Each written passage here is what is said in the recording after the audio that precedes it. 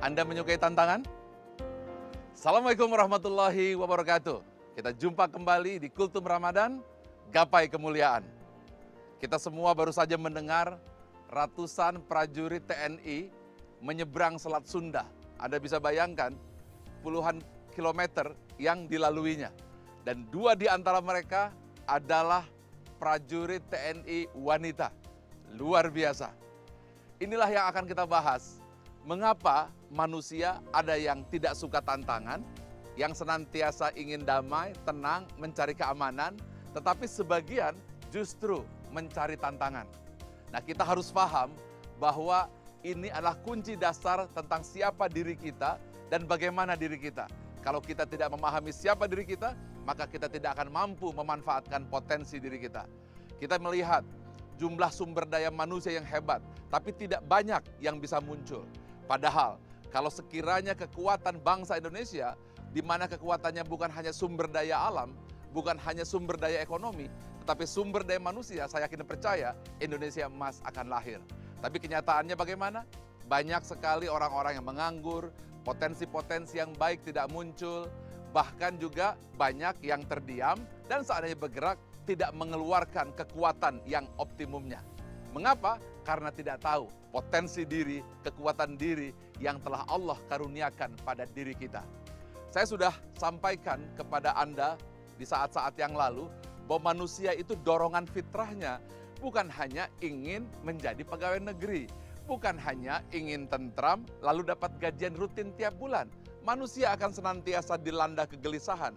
Mengapa dilanda kegelisahan? Nah, ini yang harus dipahami, bahwa manusia akan senantiasa terdorong untuk mencari tantangan. Di belakang saya ini adalah kolam renang. Air bukan tempat manusia, bukan tempat hidup manusia, tetapi manusia suka mencari tantangan, dia berenang.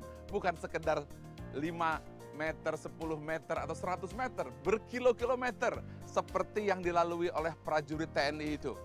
Dan mereka merasa mendapat kepuasan. Oleh karena itu, kunci dasar yang membuat manusia itu bergerak adalah dia harus paham kekuatan dirinya. Ketika dia tidak paham, manusia tidak mampu mengeluarkan potensinya yang pada akhirnya kekuatan yang harusnya muncul menjadi kekuatan bangsa dan negara kita tidak bisa muncul. Kita bisa melihat bahwa dua dimensi manusia yang berbeda perilaku dan tingkah lakunya akan sangat ditentukan oleh nilai-nilai apa yang dimilikinya.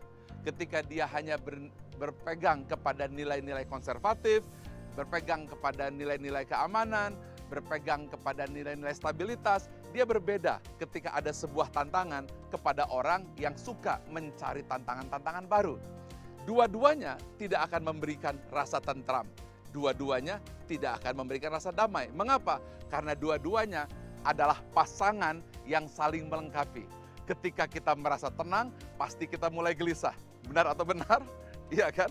Kadang-kadang kita ingin nonton pertandingan sepak bola, kadang-kadang kita ingin naik gunung, lalu kita mungkin yang paling gampang lomba catur atau balap renang. Tetapi kita sudah balap renang, kita pun mencari tenang lagi. Nah, oleh karena itulah bahwa manusia fitrahnya adalah fastabiqul khairat, yaitu berlomba-lomba dalam kebaikan. Jadi kesimpulannya adalah jangan merasa tenang kalau sudah tenang. Itu kuncinya. Jangan merasa tentram kalau sudah mendapatkan. Karena tidak ada jaminan bahwa kebahagiaan Anda dapatkan ketika Anda sudah memiliki segala-galanya. Uang yang cukup, rumah yang bagus, tabungan yang sudah mungkin dikatakan untuk 7 turunan pun tidak akan membuat kita tentram bahagia. Manusia telah dijadikan fitrahnya untuk bergerak. Mengapa? Karena manusia diciptakan oleh pemilik alam semesta. Manusia diciptakan oleh Allah Azza wa Jalla. Manusia diciptakan untuk terus bergerak menuju Allah yang maha. Karena dengan cara seperti itu, bumi akan terpelihara. Jadi sekali lagi, buat Anda, pemirsa, khususnya yang generasi muda, tidak perlu bermimpi mengatakan bahwa saya bahagia kalau sudah mendapat penghasilan yang sudah mapan atau jadi pegawai negeri. Tidak akan pernah Anda dapatkan. Karena manusia difitrahkan dan dilahirkan untuk berlomba-lomba dalam kebaikan. Itulah sebabnya umur manusia tidak lama. Nabi sampai umur 63 tahun atau mungkin sedikit lebih. Karena manusia di usia pendek diminta untuk berlari. Itulah mengapa Siti Hajar terus berlari. Inna sofa wal marwata min sa'irillah. Ketika bersa'i tidak berjalan tapi berlari. Ketika tawaf di awal-awal putaran juga diminta untuk berlari.